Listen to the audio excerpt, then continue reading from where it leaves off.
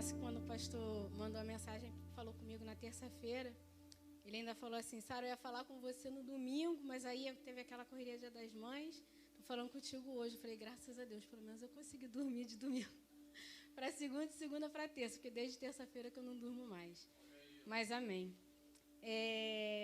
Irmãos, primeiramente eu quero agradecer a Deus pela oportunidade, mais uma vez, de estar aqui, sendo usada por Deus, porque a gente entende que por nós mesmos nós não fazemos nada. Tudo é pela glória, pela graça. A graça de Deus, ela nos constrange e ela nos tem trazido até aqui, porque só o Senhor para nos sustentar. Eu gostaria de orar com a igreja. Senhor Deus e Pai, nos colocamos diante de Ti, Senhor, neste momento, Pai, pedindo, Senhor Jesus, que Tu venha sobre mim, Senhor Jesus, que eu desapareça e que Tu cresça, Senhor Jesus, que tudo que for dito aqui, Senhor Jesus, seja, Senhor, para a honra e glória do Teu nome, seja para a manifestação do Teu poder, Senhor Jesus, seja para acrescentar, meu Pai, na vida do Teu povo, Pai. Senhor Jesus, eu Te peço que caia por terra todo impedimento, tudo aquilo que tira a atenção do Teu povo, Senhor, para ouvir a Tua palavra, Senhor Jesus, mas que estejamos atentos, meu Pai, a ouvir aquilo que Tu tens para dizer esta noite, Senhor. Eu Te agradeço por tudo aquilo que o Senhor tem feito e por tudo aquilo que o Senhor ainda vai fazer nas nossas vidas, Pai. Amém. Põe para mim 2 Samuel, capítulo 6, de 1 a 12, por favor. Irmãos, quando o pastor falou comigo, eu falei assim, geralmente das outras vezes que o pastor tinha falado, eu já meio que até tinha algum esboço pronto, mas dessa vez eu não tinha nada. E aí eu comecei a falar, Senhor, o que eu vou falar, sobre o que eu vou falar? E aí Deus começou a falar comigo. Eu já estou falando essa palavra com você já desde o ano passado. Já tinha comentado com algumas pessoas aqui, acho que com a Larissa, sobre essa palavra. E ele falou assim, eu quero que você fale sobre aquilo que eu ministrei no teu coração. Eu já estou ministrando há um tempo. E tornou Davi a juntar todos os escolhidos de Israel em número de 30.000. E levantou-se Davi e partiu com todo o povo que tinha consigo para Baalim de Judá, para levarem dali para cima a arca de Deus, sobre o qual se invoca o nome do Senhor dos Exércitos, que se assenta entre os querubins. E puseram a arca de Deus em um carro novo, e a levaram da casa de Abinadab, que está em Gibeá, e Uzá e Aiô, filhos de Abinadab, guiavam o carro novo. E levando da casa de Abinadab, que está em Gibeá, com a arca de Deus, Aiô ia diante da arca. E Davi e toda a casa de Israel festejavam perante o Senhor com toda a sorte de instrumentos de pau de faia, como também com harpas e com saltérios, e com tamboris e com pandeiros e com símbolos. E chegando à eira de Nacon, estendeu Uzá a mão à arca de Deus e pegou nela, porque os bois a deixavam pender. Então a ira do Senhor se acendeu contra Uzá, e Deus o feriu ali por esta imprudência, e morreu ali junto à arca de Deus. E Davi se contristou, porque o Senhor abrira rotura em Uzá, e chamou aquele lugar Pérez Uzá até o dia de hoje. E temeu Davi ao Senhor naquele dia e disse, como virá a mim a arca do Senhor? E não quis Davi retirar para junto de si a arca do Senhor, a cidade de Davi, mas Davi a fez levar à casa de Obed-edom, o giteu. E ficou a arca do Senhor em casa de Obed-edom, o giteu, 3 meses, e abençoou o Senhor a Obed-edom e a toda a sua casa. Então avisaram a Davi, dizendo, abençoou o Senhor a casa de Obed-edom, e tudo quanto tem por causa da arca de Deus. Foi, pois, Davi e trouxe a arca de Deus para cima, da casa de Obed-edom, a cidade de Davi, com alegria. Irmãos, a arca do Senhor, ela representava a presença de Deus naquele local. Ali, a arca foi construída por Moisés com algumas especificações que Deus tinha dado para ele. Com relação à madeira que foi usada, da forma como foi feita. E dentro da arca, ali estavam guardadas as tábuas dos 10 mandamentos, a vara de Arão e o pote com maná. E a arca, ela sempre, desde que ela foi feita, ela sempre teve as especificações, tanto de como fazer, como para transportar. E quem tinha posse da arca, quem estava com a arca, teria que saber como transportar aquela arca. A arca, ela saiu, ela estava com Eli, os filhos de Eli se corromperam e a presença do Senhor já não era mais com Israel. Israel foi pelejar contra os filisteus e o povo de Israel, a tropa de Israel estava perdendo. E aí eles pediram que trouxessem a arca para o campo de batalha, porque na mente deles, quando a arca chegasse, Israel seria vitoriosa. Foram até Eli, os filhos de Eli, que já haviam se corrompido, trouxeram a arca para o meio do campo de batalha. Ali, quando os filisteus souberam, quando a arca chegou ali no campo de batalha, o povo de Israel ficou tão eufórico que deu um brado que chegou a estremecer a terra. E os filisteus, vendo aquilo, começaram a temer. Tem um Deus no meio da guerra. E eles falaram, então a gente vai ter que lutar como nunca antes. Vamos ter que lutar pelas nossas vidas como nunca antes. E ali eles lutaram e derrotaram Israel. Eles levaram a arca da aliança como despojo para a terra deles. A arca do Senhor, a presença do Senhor, foi como despojo para os filisteus. Eli, quando soube da notícia, caiu, quebrou o pescoço e morreu na mesma hora.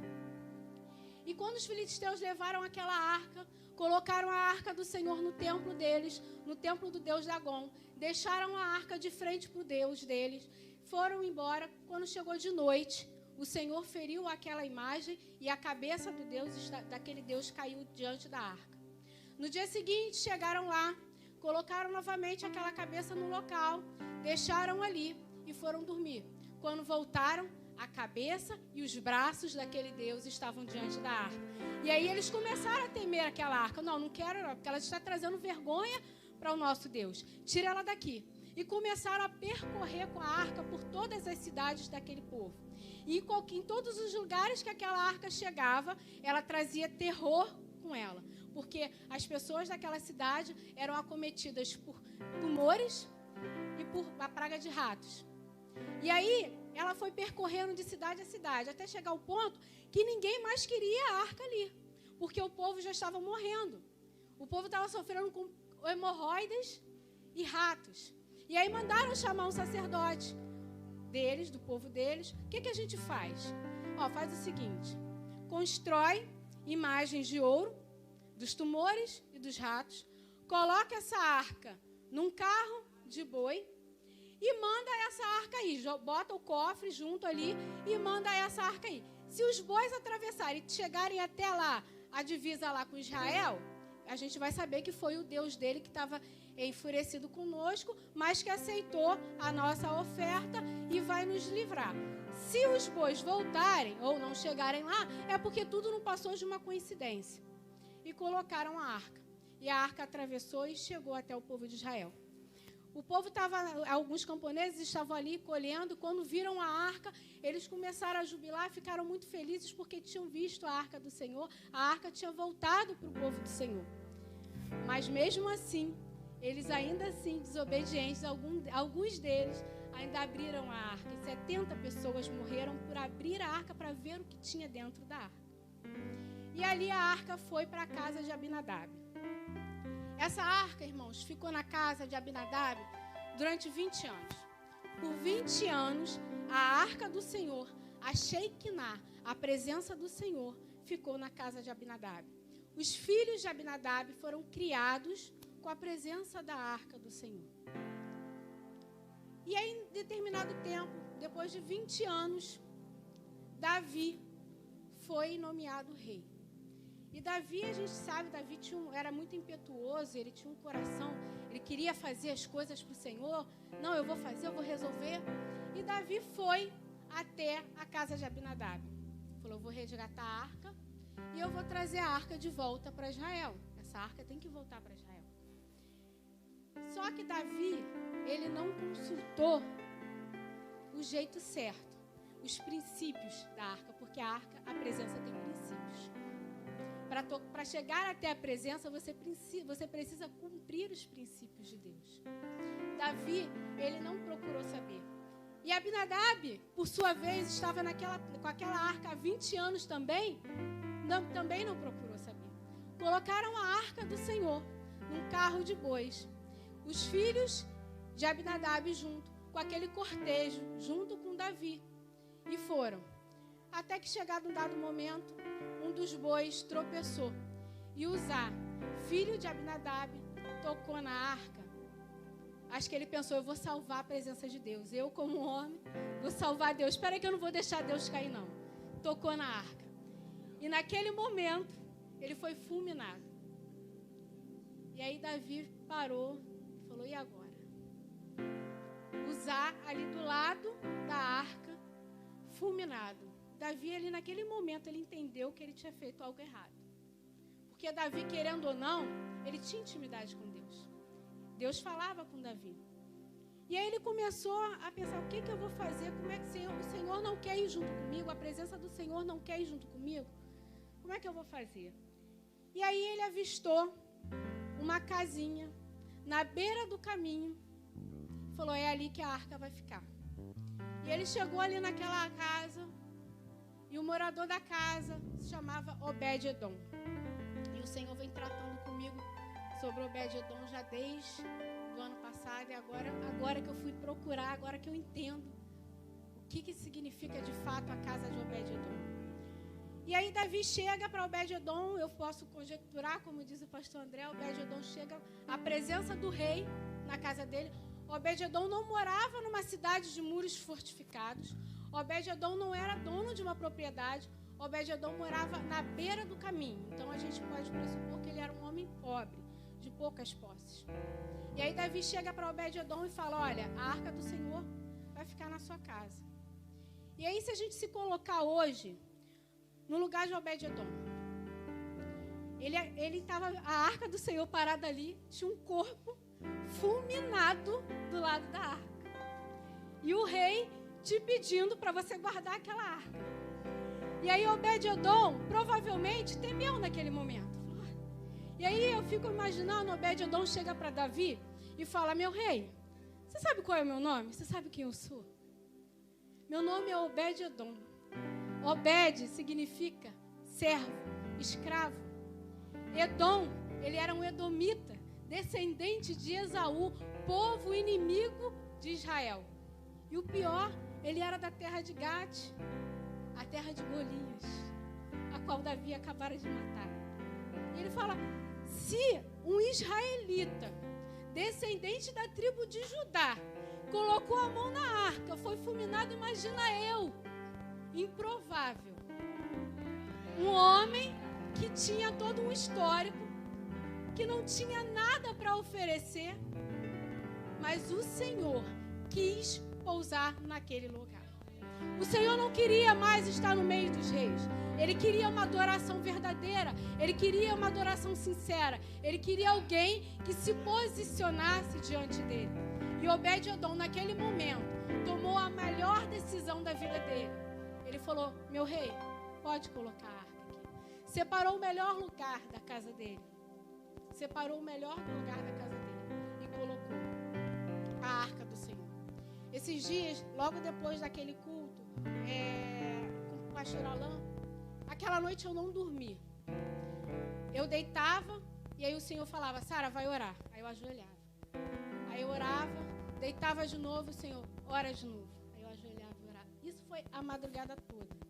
Às 5 horas da manhã, o Senhor falou assim, limpa a tua arca. Há muitos anos atrás, quando nós éramos da Apacentar, a gente ganhou uma arca. E aí aquela arca está lá em casa até hoje.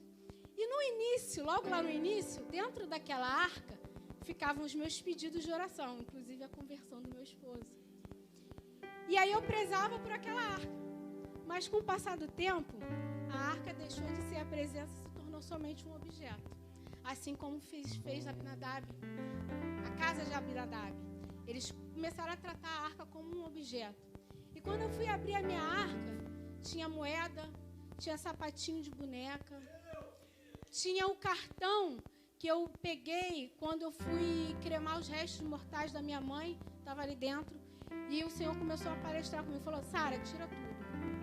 Essas moedas, corrupção. Limpa a corrupção. Não é só dinheiro, é tudo aquilo que te desvia do caminho do Senhor.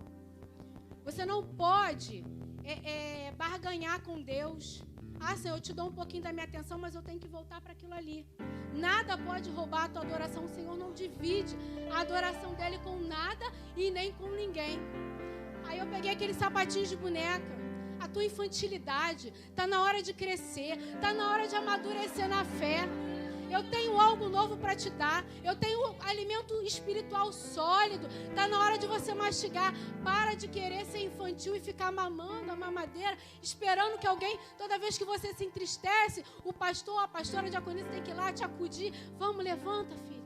Vamos, levanta. Vamos andar. Ah, mas eu não consigo. Não, vamos, levanta. Infantilidade, irmãos. Já chegou a hora de nós crescermos espiritualmente, porque tem que para chegar gente nova, para chegar meninos na fé, precisam haver homens na fé para receber esses meninos. Como é que a gente vai crescer? Como é que a gente vai expandir se temos uma igreja cheia de meninos na fé precisando de cuidados 24 horas? Não dá. Tira isso fora, sabe? O cartão de sepultamento da minha mãe, isso é morte. Para que ficar guardando coisas do passado, coisas que já foram sepultadas, coisas que você já tinha falado, você se converteu, falou para Jesus, Senhor, eu joguei no lago do esquecimento, no mar do esquecimento, mas fica trazendo aquilo para dentro de você, todo dia, remoendo aquilo ali. Não deixa ir embora, deixa ir embora. Eu peguei aquilo tudo, joguei no lixo, joguei as moedas no lixo, joguei tudo no lixo. Peguei o álcool, limpei a arca. E aí ele falou, agora você vai colocar a sua família dentro da arca. Aí eu escrevi o nome de todo mundo lá de casa, coloquei dentro da arca. Ele, agora você derrama o óleo ungido em cima do teu... Eu quero unção na tua família. Eu estou derramando uma unção nova, diferente sobre a tua casa. E aí eu derramei o óleo sobre a minha família. E aí eu fechei a minha arca. E aí o Senhor falou assim, agora você pode dormir. Irmãos, através daquela posição de Obed-Edom, ele colocou a família dele inteira nas páginas do livro sagrado. A família dele era uma família totalmente improvável. Dali não poderia sair nada de bom. Ele vivia num local onde ele não era querido, porque ele vivia ali em Israel, ali perto da casa de Abinadab. Mas ele era de um povo inimigo de Israel. E pior ainda, ele era da cidade de Golias. Você imagina quanta coisa Obed-Edom sofreu ali naquele local. As pessoas passavam, apontavam para ele. O que você está fazendo aqui? Não era para você estar aqui, você não é um dos nossos. Você não tem nada para você aqui, sai daqui. Mas ele permaneceu ali porque o Senhor tinha um plano para a vida dele. E ali, durante 3 meses, a Bíblia diz que a casa de Obed-Edom foi grandemente abençoada. 3 meses. A arca ficou 20 anos na casa de Abinadab. O que aconteceu com a família de Abinadab? Nada. Não adianta eu estar na presença e não sentir e não querer essa presença. Não adianta eu vir à casa do Senhor e continuar do mesmo jeito. Entro por essas portas, saio por essas portas e não estou disposto a mudar. A presença do Senhor, ela só transforma quem quer ser transformado.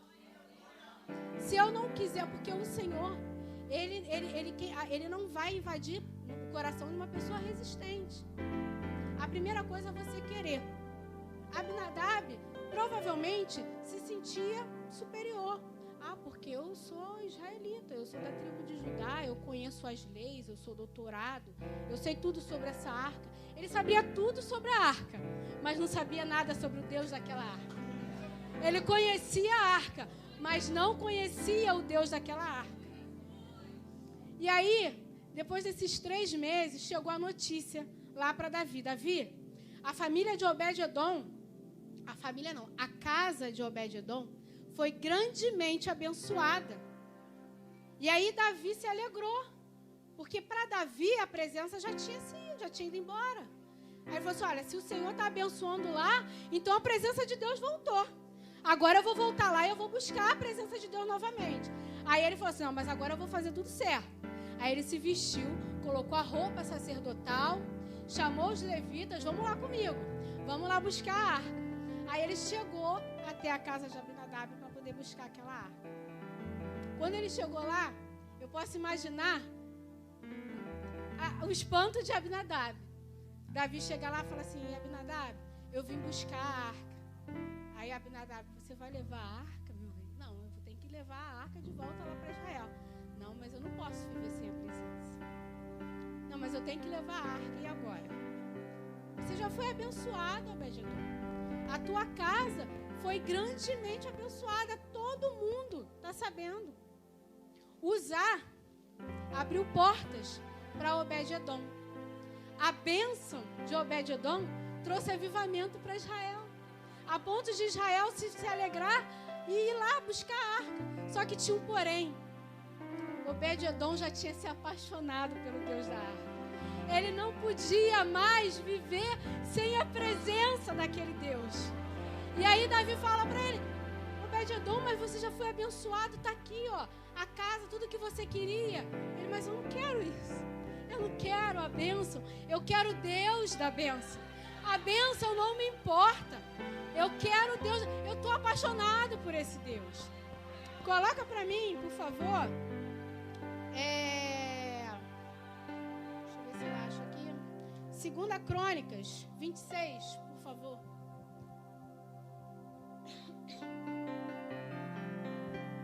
Segunda Crônicas 26, do 4 ao 8. E fez o que era reto aos olhos do Senhor, conforme a tudo o que fizera Amazias seu pai. Porque deu-se a buscar a Deus nos dias de Zacarias, que era entendido nas visões de Deus, e nos dias em que buscou ao Senhor, Deus o fez prosperar. Porque saiu e guerreou contra os filisteus, e quebrou o muro de Gate, o muro de Jabne e o muro de Asdob, e edificou cidades em Asdob e entre os filisteus. E os amonitas, e Deus ajudou contra os filisteus e contra os árabes que habitavam em Gur-Baal e contra os meunitas. E os amonitas deram presentes a Uzias, e o seu nome foi espalhado até a entrada do Egito, porque se fortificou altamente, mas não era aí não. Eu acho que eu coloquei a 1 Crônicas, coloquei errado aqui. É 1 Crônicas, né, pastor? 1 Crônicas 26. Aleluia, Jesus. Aqui, isso aí mesmo. E os filhos de Obed-edom foram Semaías, o primogênito, Josabade, o segundo, Joá, o terceiro, Sacar, o quarto, Natanael, o quinto, Amiel, o sexto, Isacar, o sétimo, Peuletai, o oitavo, porque Deus o tinha abençoado. Também o seu filho Semaías nasceram filhos que dominaram sobre a casa do seu pai, porque foram homens valentes. É só até aí, só até o 6 mesmo. Aí a gente pode ver que Obed-edom, depois que Davi busca a arca, tira a arca da casa dele, ele larga, deixa tudo aquilo que ele tinha para trás e vai com Davi até a cidade de Davi. E ali Obed-edom, que era do povo edomita, da cidade de Gade, se torna um levita, porque ele foi instituído porteiro da casa de Deus. Obed-edom teve 8 filhos. Todos os 8 filhos consagrados ao Senhor. E a Bíblia relata o nome de cada um deles. E ainda diz que eles foram homens valentes e de grande força para o ministério. A atitude de um pai mudou toda a história de uma família. Que atitude nós temos tomado, irmãos, com relação à nossa casa? Nós temos sido negligentes com a presença do Senhor? Porque muitas das vezes a gente fala: eu venho para a igreja, oro, jejuo e nada acontece na minha casa. Será que nós estamos vendo a presença do Senhor como Abinadab? Tem gente que está há anos na presença do Senhor e não houve uma diferença. Irmãos, é impossível você estar diante da presença do Senhor e não acontecer nada na tua vida. É impossível. Tem alguma coisa errada. Tem alguma coisa que precisa ser mudada. Tem alguma coisa que precisa ser limpa. Obed-edom só precisou de 3 meses para mudar a vida dele inteira. para mudar a vida das futuras gerações dele. Foram apenas 3 meses. Abinadab ficou com essa presença durante 20 anos e não fez nada com ela. Ele não fez nada. Foram 20 anos juntando pó. Juntando pó. É a mesma coisa que você chega, senta, abre a Bíblia, louva, aleluia, glória a Deus e desce e vai embora. Na semana seguinte, senta no banco, ora, aleluia, glória a Deus e vou embora. Na semana seguinte, e ainda reclama: Senhor, não está acontecendo nada. Não está acontecendo nada. O que você tem feito de diferente para Deus? O que você tem entregado para o Senhor de forma diferente? Qual é o teu sacrifício? Obed-Edom sacrificou a família dele. Ele viu um defunto do lado da arca, ele poderia morrer. Aquilo ali foi um ato de sacrifício. Ele sabia que ele poderia morrer, ou que a esposa dele poderia morrer. Aconteceu, ele viu o cadáver de Uzá ali. Mas ele fez um sacrifício. Ele teve um posicionamento. Quem tem se posicionado de fato na presença do Senhor? Irmãos, o primeiro indício de que você tem posicionamento, de que você realmente está fazendo as coisas da forma certa, de acordo com a vontade do Senhor, vão ser os apontamentos. As pessoas que você julgavam que te amam vão ser as primeiras a te apontar e a te chamar de louca, de fanática. Se isso não aconteceu com você, não está acontecendo, para e volta. Tem alguma coisa errada. Tem alguma coisa errada. Tem alguma coisa errada. Estar na presença do Senhor é fazer sacrifícios. É deixar a tua vontade, é matar o teu eu, matar a tua carne todo dia. Porque já não vivo mais eu, porém Cristo vive em mim.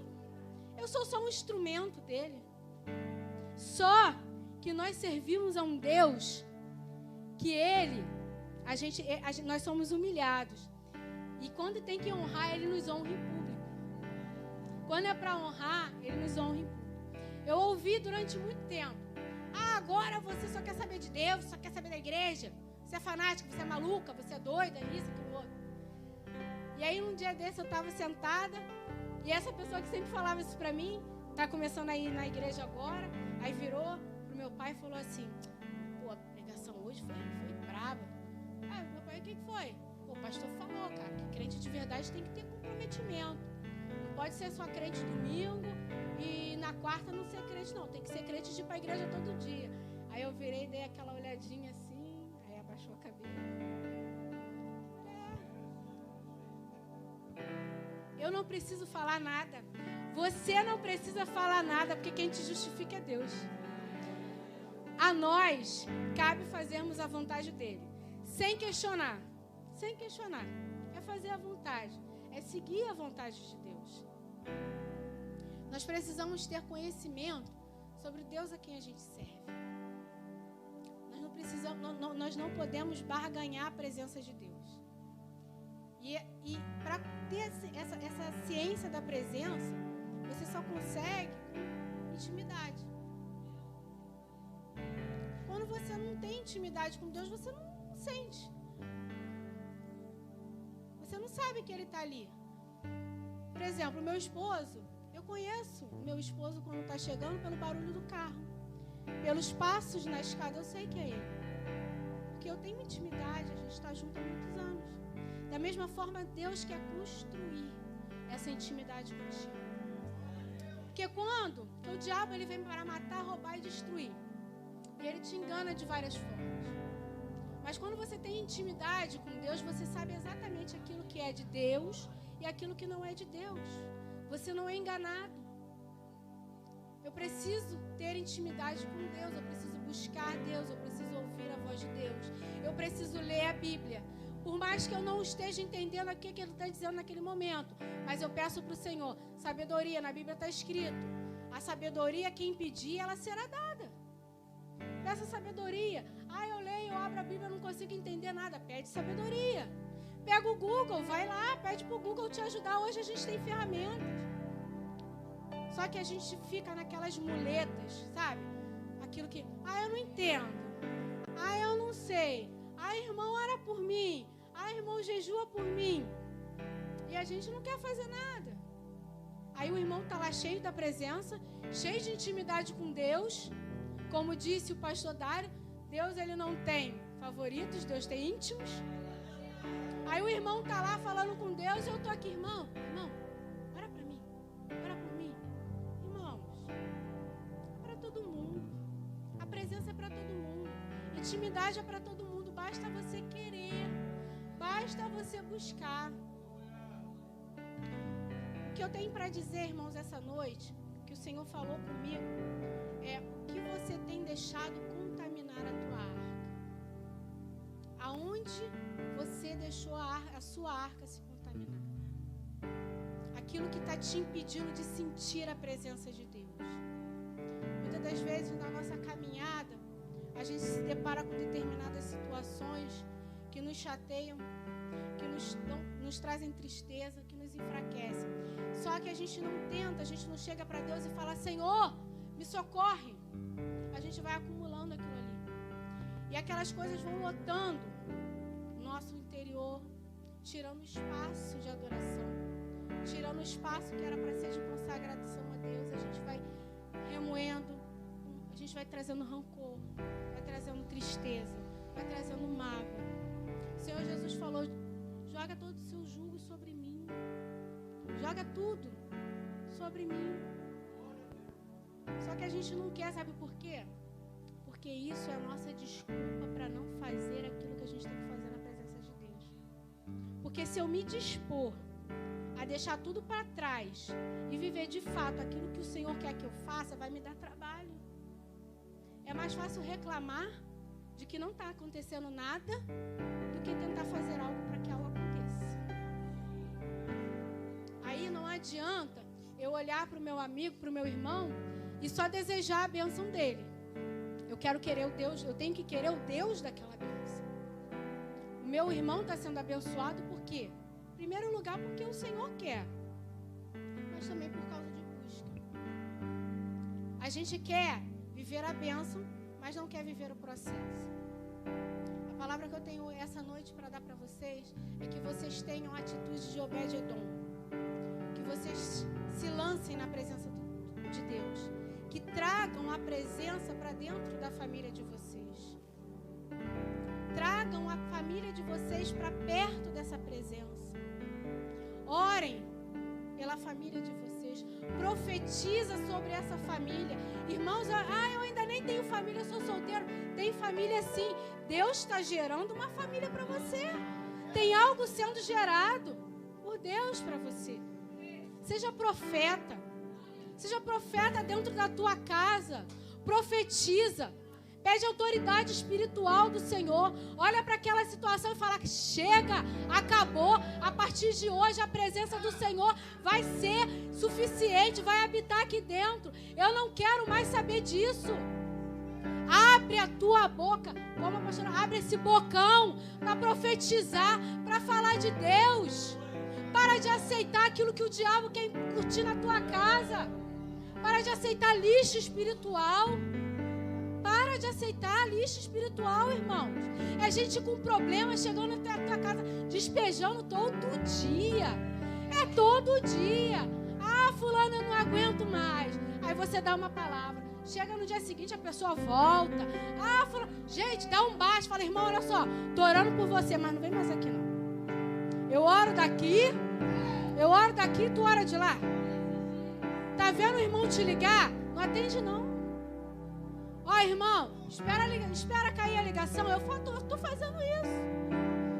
Espera cair a ligação. Aí fala, irmã, tô orando por você. Fica tranquilo, Deus está agindo. Uma pessoa me procurou, irmã, esses dias. Eu vi essa pessoa 2 vezes na vida. Ela me segue no Instagram.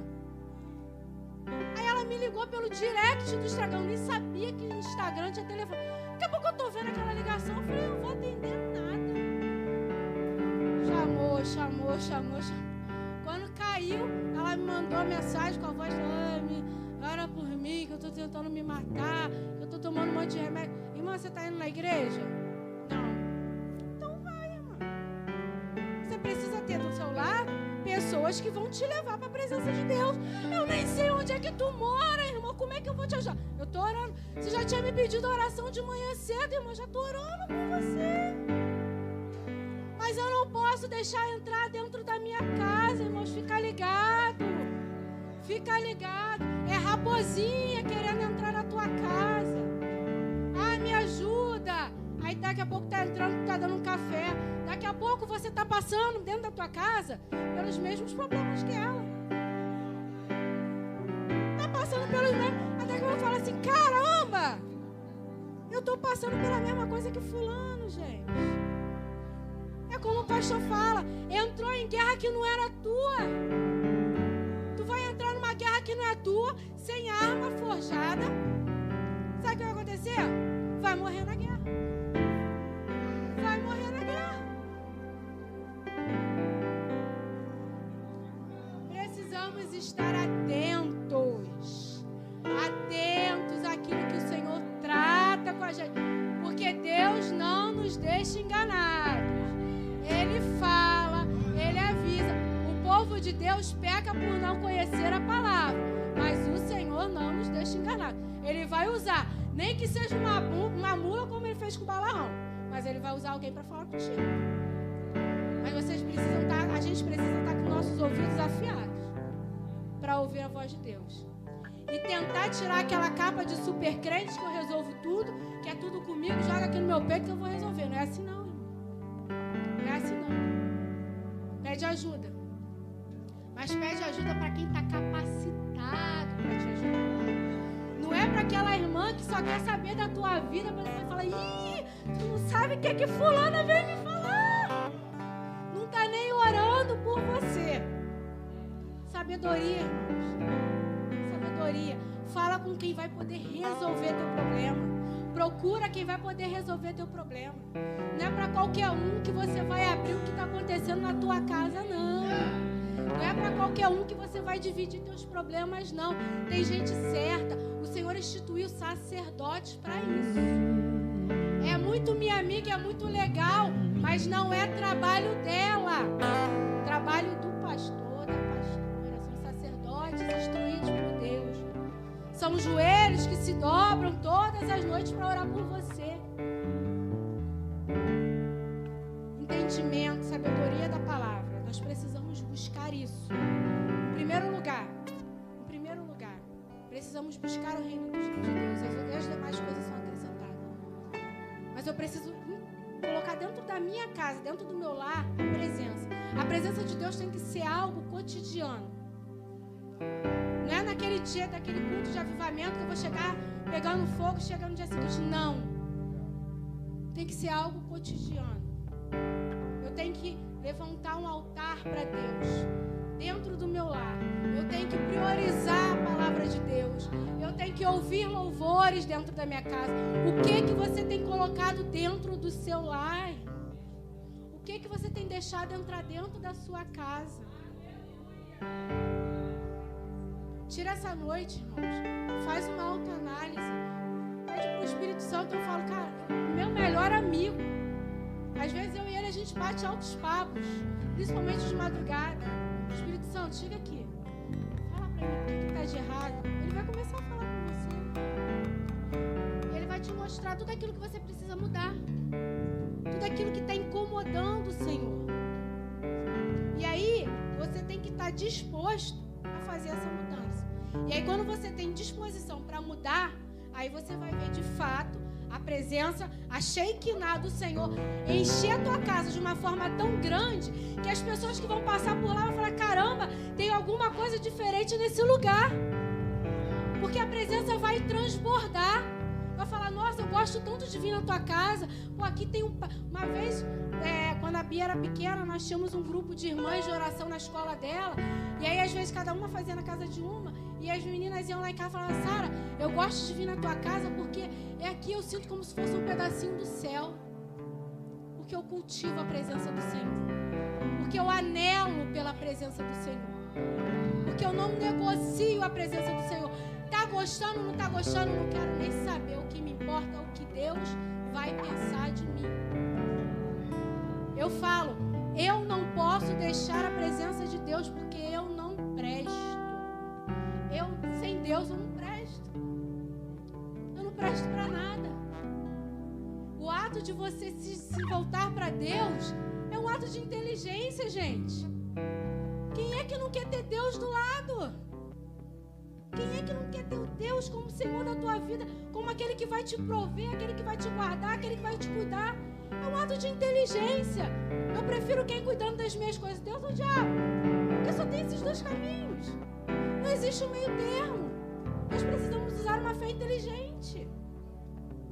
Eu preciso me lançar para Deus. Eu sei que eu não posso nada, mas Ele pode tudo. Eu profetizo sobre a minha casa a unção de Deus, o agir de Deus, o haja de Deus. Ah, mãe, você tá chata, só fala de Deus. Mãe, você fica orando o tempo todo. Somos eu e Deus. Hoje em dia a Juju já ora o tempo todo. Aleluia, agora é Deus o tempo todo. Tudo da Juju agora é na bênção de Deus. Na bênção de Deus. Eu sou a bênção de Deus, minha mãe é a bênção de Deus, minha irmã é a bênção de Deus. Porque a criança fala aquilo que ela ouve. A boca fala que o coração está cheio. Se teu coração está cheio da presença, você vai falar de Deus. Não tem como não falar. Se teu coração não está cheio da presença, você não vai falar. Foi o que aconteceu com Abinadab. Ele não tinha presença, ele não falava de Deus. Era um assunto que pouco se tratava naquele local. Mas Obed-Edom foi diferente. Ele se apaixonou por aquela presença, a ponto de não permitir que aquela presença fosse para longe dele. Ele largou tudo e foi atrás. Vocês imaginam o que é você chegar hoje, Deus te transformar num milionário em 3 meses? Um milionário. E aí você chegar e falar assim: Senhor, mas eu não quero nada, eu só quero o Senhor. E você pegar tudo que o Senhor deu, dar para os pobres e evangelizar pelo mundo. Ser missionário. Foi o que o Obed-Edom fez. Olha o posicionamento. Ele era um homem de carne e osso como nós. Não tem desculpa para não ser como ele. Que a gente seja só um pouquinho. Mas que a gente precisa ter essa mentalidade. O importante é ter essa mentalidade. Eu não posso me apegar na bênção. Eu tenho que seguir o Deus da bênção. Porque a partir do momento que eu só quero aquele Deus, o Deus da bênção, as outras coisas são acrescentadas. Irmãos, foi essa palavra que o Senhor me deu. Uma breve palavra.